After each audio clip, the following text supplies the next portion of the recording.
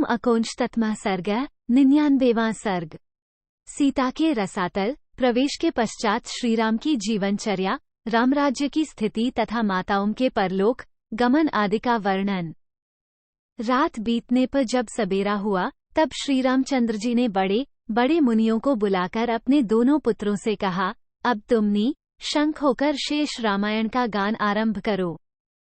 1। महात्मा महर्षियों के यथास्थान बैठ जाने पर कुश और लव ने भगवान के भविष्य जीवन से संबंध रखने वाले उत्तरकांड का, जो उस महाकाव्य का एक अंश था, गान आरंभ किया। 2। इधर अपनी सत्यरूप संपत्ति के बल से सीताजी के रसातल में प्रवेश कर जाने पर उस यज्ञ के अंत में भगवान श्रीराम का मन बहुत दुखी हुआ। 3।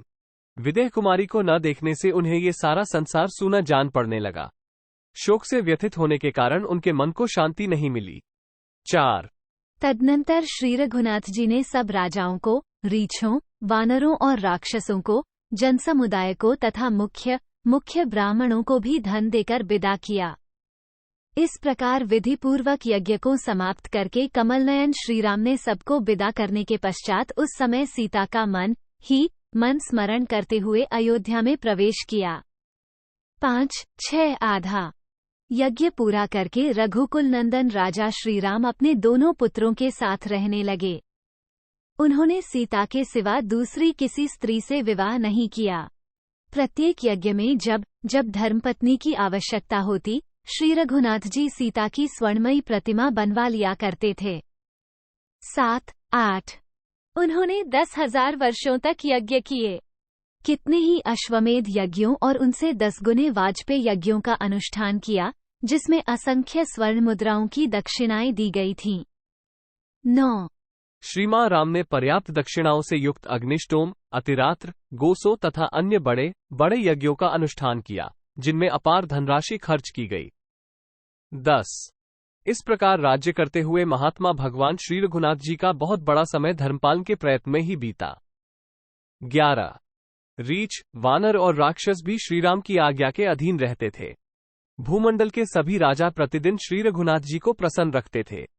12 श्रीराम के राज्य में मेघ समय पर वर्षा करते थे।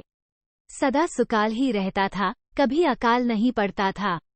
संपूर्ण दिशाएं प्रसन्न दिखाई देती थीं तथा नगर और जनपद हृष्ट पुष्ट मनुष्यों से भरे रहते थे। 13 श्रीराम के राज्य शासन करते समय किसी की अकाल मृत्यु नहीं होती थी। प्राणियों को कोई रोग नहीं सताता था और संसार में कोई उपद्रव खड़ा नहीं होता था।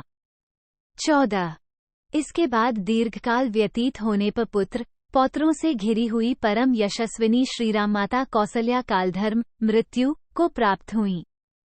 15 सुमित्रा और यशस्विनी कैकेयी ने भी उन्हीं के पथ का अनुसरण किया।